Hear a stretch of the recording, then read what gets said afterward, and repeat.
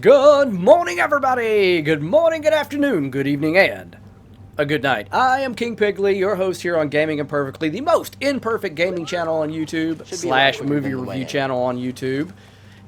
Welcome! Glad you're here, and if you're new to the channel, I am King Pigley, and I hope you like what you see. And here we go, guys, we're back with Jedi: The Fallen Order.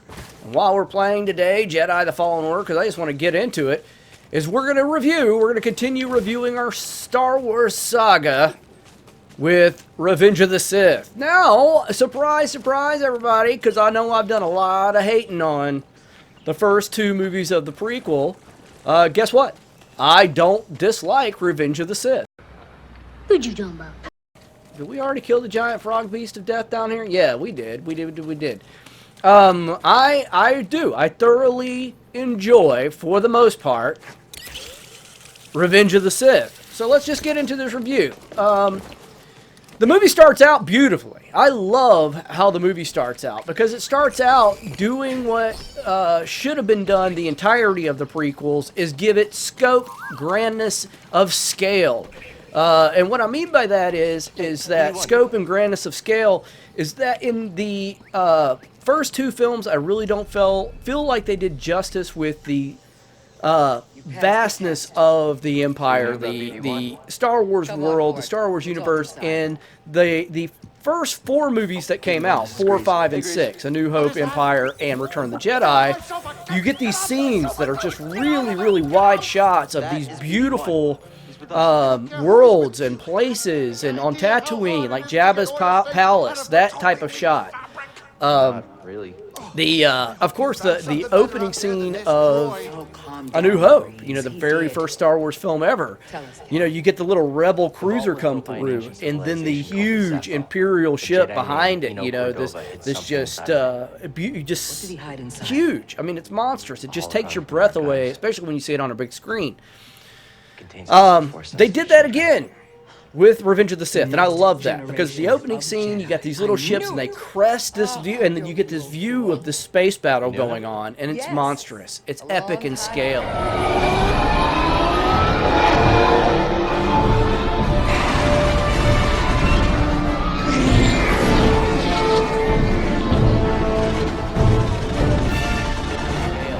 And that's what Star Wars is. It's an epic. Hayden Christensen's acting improved in this movie, at least a lot of ways.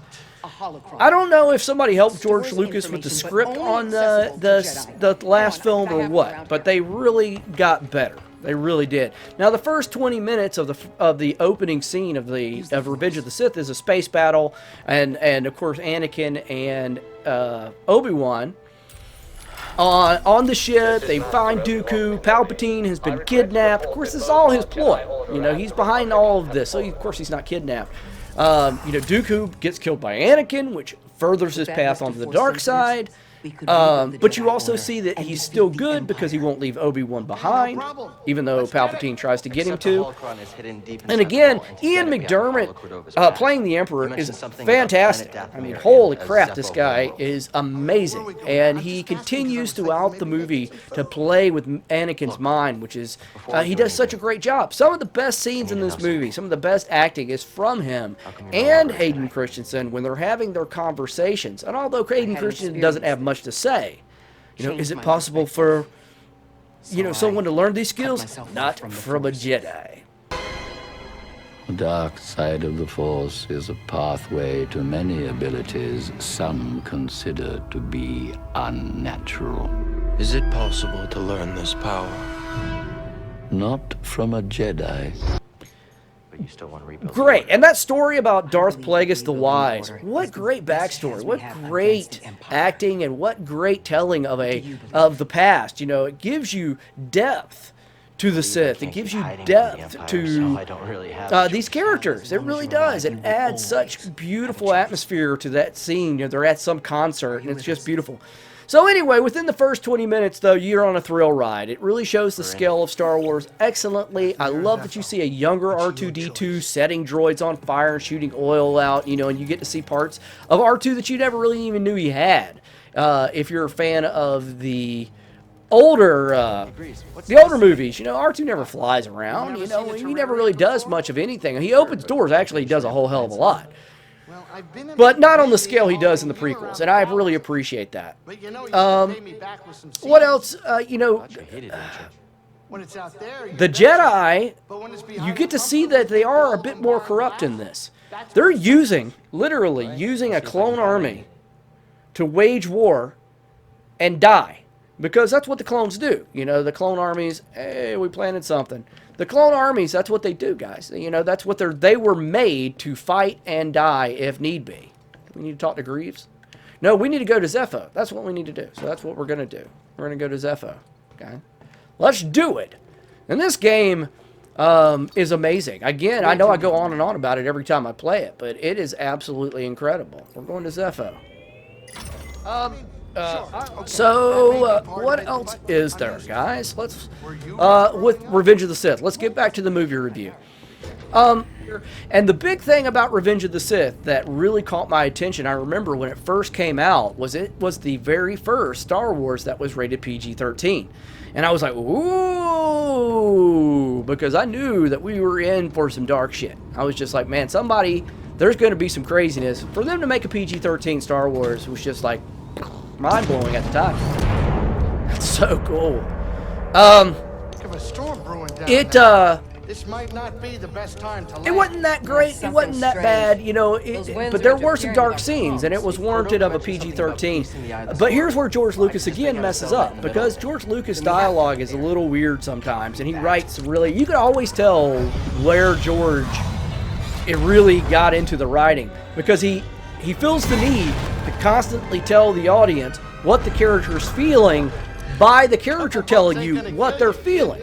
So, like, Padme's crying, and she looks at Anakin at one point in time, you know, and she goes, "You're breaking my heart." Well, I would think that from the snot and the tears that it's pretty obvious that Anakin's breaking your heart. Or Anakin yelling, "I hate them!" Or to Obi-Wan, "I hate you!" Well, you know, I mean, look at the situation. You really don't need to explain this. Or Obi-Wan, "You were supposed to be the chosen one. I loved you."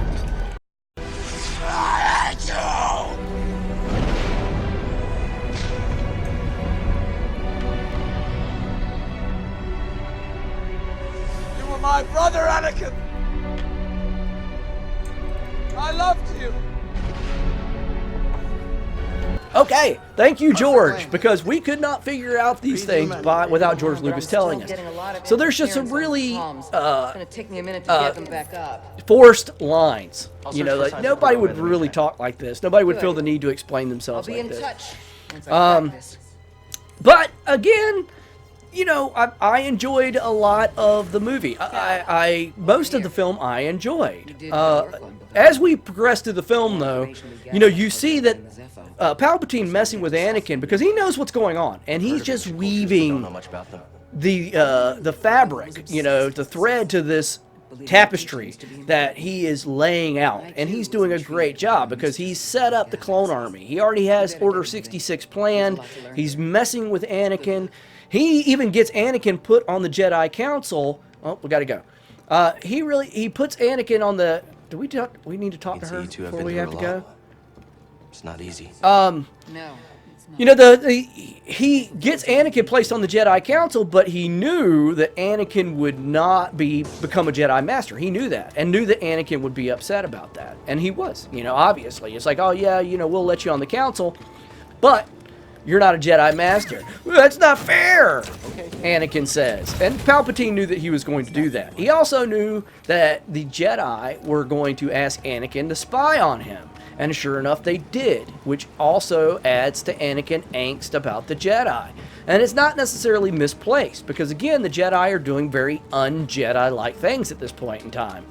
They're manipulating people as well. They are using, like I said, they are using an army that is completely and totally bred to die, so other people don't have to, you know, and they're okay morally with this. These are questionable moral things, you know, creating an army of humans to go out and die. Pretty not Jedi-like, if you ask me. So, you know, Ian McDiarmid or Palpatine, or Sidious, whatever you want to call him, 81. He's playing the Jedi and he's playing Anakin, like a French horn. I mean, he's just got them all dialed in, and he's feeding Anakin these, stories about, like I said, Darth Plagueis, and he's doing all these things, being so manipulative, and it's beautifully done. It's so well done, so well done. I can't believe it. But it's cheapened because at one point in time in the movie, Anakin finds out about Palpatine, something nefarious about Palpatine. He's like, I have to go tell the Jedi Council. He understands that something cool's not going on, and he goes to tell the Jedi Council that, Palpatine is not on the level. But then 10 minutes later, and I mean literally, if you rewatch this movie, 10 minutes later, Anakin turns to the dark side of the Force. He goes from, about to rat out Palpatine to serving him in 10 minutes and killing children.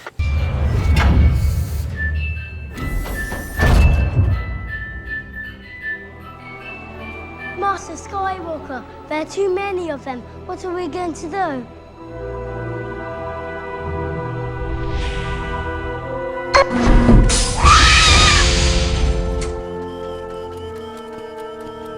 The Chancellor's office.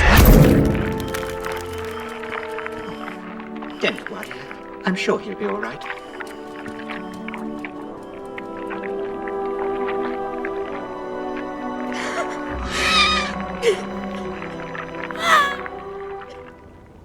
Is this where we had to go? Did I just go the wrong way or something? Let me head back this way. I don't know what I'm doing. We can either go that way or we can go this way. Well, I mean, let's go this way. Why not? We gotta explore everything anyway. Might as well go this way. So, it's so dark and scary in here. I don't like it. We're perfectly fine. There's nothing to be concerned with. I'm gonna die. I'm gonna fall. I don't want to die and fall. I've talked about the the lightsabers battles and how they look so choreographed, and people are like, oh, it's because they are okay, so that was the only stuff in there. It was just that thing. Only because they are Jedi. It looks choreographed because they're Jedi. They're using precognitive powers. They can see what's coming in the future. People try to explain why the lightsaber fights don't, why they look so smooth and so good. That they're Jedi, and this explains it. They have the ability to see into the future somewhat. Premonitions of what could be, and so their reflexes seem faster. This is what Qui-Gon explained to us in The Phantom Menace about how Anakin is the only human that can do pod racing, right? So we have that explanation. We have, this is what is going on, this is why it's going on, and we're told to accept this. But then you got Mace Windu, all right? Super powerful Jedi, Mace Windu, and what happens to him, guys? Come on, let's really talk about this in a way that is what we've been shown. Jedi have precognitive powers. They can kind of sense what's going on around them, and I agree with that. I think that that's the way George Lucas set it up, and that's the way it is. However, you can't pick and choose when they're able to do this. It doesn't just, you can't say, oh, well, he wasn't paying much attention at this point in time.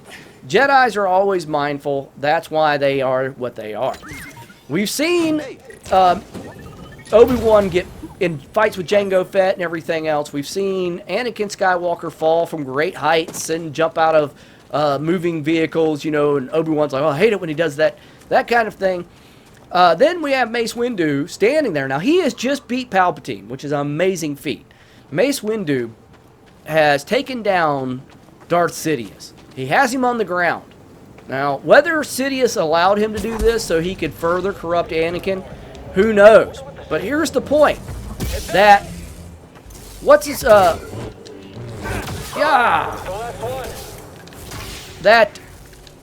regardless of, oh shit, regardless of any of that, whether Palpatine did that or whatever, you know, whatever the case may be. That dude did not stand a chance. Damn it. Dude. You missed me, dude. Yeah. Oh my God. I'm trying to scan these bad guys. I swear he just wanted me to scan these dudes. There he is. I'm losing my train of thought. I apologize for that, guys. It's been a rough... King Piglet's had a rough week, guys. I have a service dog. Most people, if you follow the channel for a long time, you know this. But if you are new to the channel, King Piglet has a service dog, and his name is Pig. And that's why I call myself King Piglet. And we just found out last week he has cancer, and he's had surgery. And he's actually laying on the floor right over here. And he's all stitched up, and it's horrible. And I'm a little scatterbrained right now. Windu. He can sense what's going on around him, but he can't sense that Anakin is about to chop his fucking arm off. It drives me crazy. It doesn't make any sense. It's silly. It's silly. It's silly. It's all lies. The Empire just wanted this land. I don't dig it at all, and I think it was a really bad mistake by George Lucas. But, you know, again, ours is not to question why when it comes to Star Wars canon, because... George Lucas is the man, and what he says goes, and that's just the way it is. You know, we can't, you can't say George Lucas is the man one minute, and then him write something you don't like and say he's not the man the next. You know, it just doesn't work that way. I wish it did, because there's some really stuff that he's done over the years that make me question, what the hell, George? There. But that doesn't make any sense to me, you know, and again, he just had his arm chopped off. How many Jedi are missing arms? Lots of them. Luke, you know, Anakin. I mean, there's body parts flying everywhere from these guys all the time. And, you know, the funny thing about that is that, so he lost an arm, Windu, lost an arm, and then he gets blown out of a window at a very high distance, which we've seen Anakin do time and time again with no problem. So I don't know how he died or what killed him, but he is dead, according to George Lucas. You. But I thought it was really kind of a crap way to end Mace Windu, you know, to be completely honest. I understand Order 66 was going on, you had to get rid of him, but it was just kind of weird, you know. But that is the storyline, guys. That is what is going on. But that's, you know, the end scene, you know, the fight scene between Anakin and Obi-Wan. That was really rough, because it's like, again, it's like a 10-minute fight scene. It just keeps going on and on and on. It doesn't look very, let's get some health. Let's up our health here. You know, and again, people say they're Jedi, they're precognitive, that's why it looks so choreographed, like a dance, because they can see what each other's going to do, and this, that, and the other. Okay, you know. I just think it was just really super choreographed, and the guys are actors, and they're really good at learning choreography, and they were told that these are the moves you make, and they made them. You know, they did a great job with it. I just don't think that it was extraordinary acting. I just think that it was, extraordinary Jedi powers. I think it was extraordinary acting, and they just were on cue, and that's what it looks like. It looks like two guys choreographed fighting. And again, it's kind of absurd. You know, eventually you get to the point where they're riding on robots over lava. Makes no sense. You know, it's completely impractical. It doesn't make any sense at all for that to be happening. And, you know, last but not least, what really bothers me about the Anakin, Obi-Wan fight scene is that,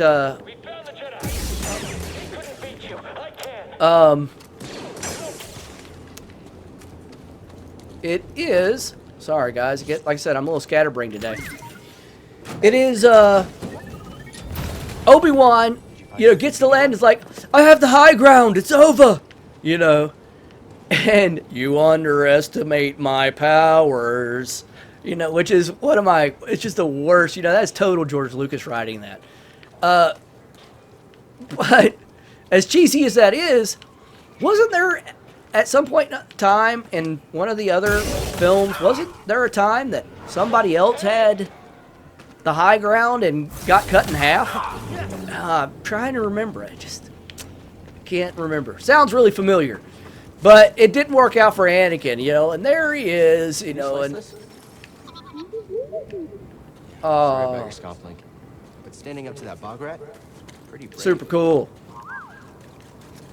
We can't do anything here. Okay, so, you know, there it is, guys. The very end, I thought that there were some really cool scenes.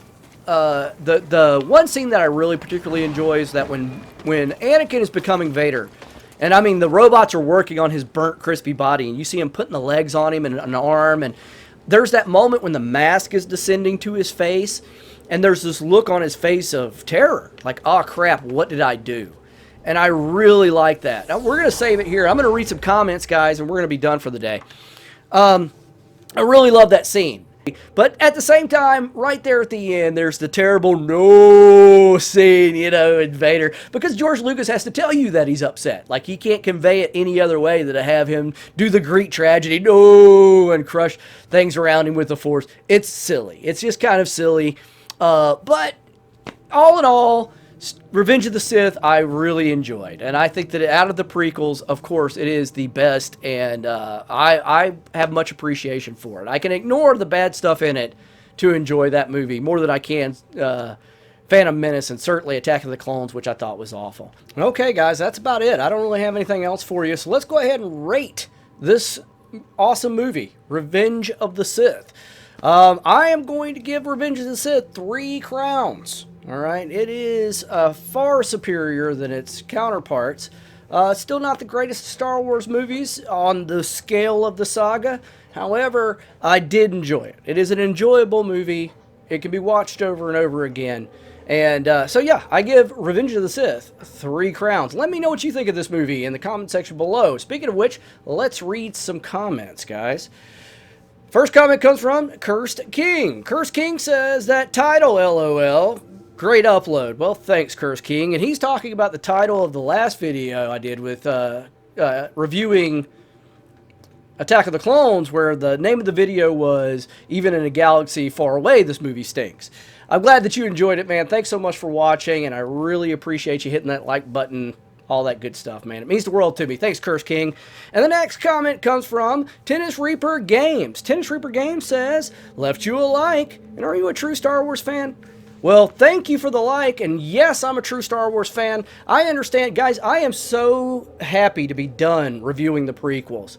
It is such a derisive issue. Which, guys, if you haven't hit that like button yet, please go ahead and do that. Help me out. It lets me know you're enjoying the content. It also lets YouTube know you're enjoying the content, which is super duper important with this whole algorithm thing. And you know what? Click the bell, get the notifications. Don't leave your destiny in the hands of the algorithm in YouTube. Take your destiny in your own hands. Click the bell, click the subscribe button, and click that like button. Keep coming back, hanging out with King Piggly here on Gaming Imperfectly, the most imperfect channel on YouTube. But anyway, guys, I'm out of here. I don't have anything else. Sorry for that long-winded thing, but I wanted to clear it up. And I am so glad to be done with the prequels. Holy crap. Thank God these reviews are over, because they're rough. Anyway, guys, that's it for King Piggly. I'm out of here, and I will see you guys in the next video.